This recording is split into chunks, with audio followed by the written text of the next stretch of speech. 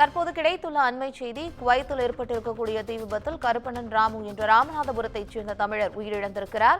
Kuwait தீ விபத்தில் உயிரிழந்த 53 பேரில் 40க்கும் மேற்பட்டோர் இறந்திருக்கிறார்கள். இந்த விபத்தில் தற்போது நிறைய பேர் இறந்திருக்கக்கூடிய சூழலில் தமிழகத்தைச் சேர்ந்தவர்களும் உயிரிழந்திருக்கிறார்கள் என்ற ஒரு தகவல் தற்போது கிடைத்திருக்கிறது.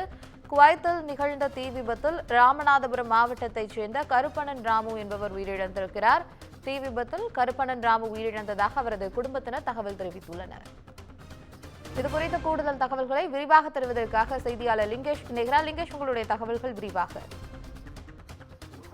பவித்ரா, அதாவது நேற்று குவைத்தில் ஏற்பட்ட தீ விபத்துல இந்தியாவை சேர்ந்த ஏராளமானோர் தீயில கருகி உயிரிழந்ததாக கிடைச்ச பெரும் தகவல் கடும் அதிர்ச்சி ஏற்படுத்தியிருந்த நிலையில அதுல ராமநாதபுரம் பகுதியை சேர்ந்த ஒருவரும் அந்த தீ விபத்தில் சிக்கி உயிரிழந்ததாக அந்த தகவலை அடுத்து பெரும் சோகத்தை ஏற்படுத்தியிருக்கிறது.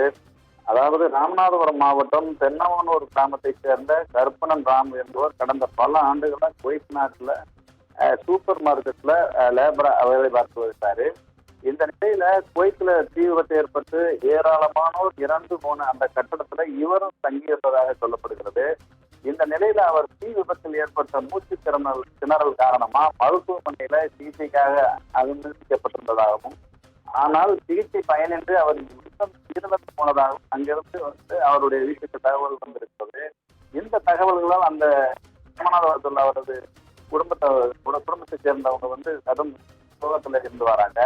மேலும் பாத்தீங்கன்னா இந்திய துணை தூதரகம் மற்றும் வெளியுறவுத்துறையினர் உடனடியாக இதை விசாரணை நடத்தி அவரது உடலை சொந்த ஊருக்கு கொண்டு வரவும், மேலும் அவருடைய இறப்புக்கு இழப்பீடு பெற்று தர வேண்டும் என்பதும் அந்த பகுதி பொதுமக்களின் மற்றும் அந்த குடும்பத்தாரின் கோரிக்கையாக இருந்து வருகிறது.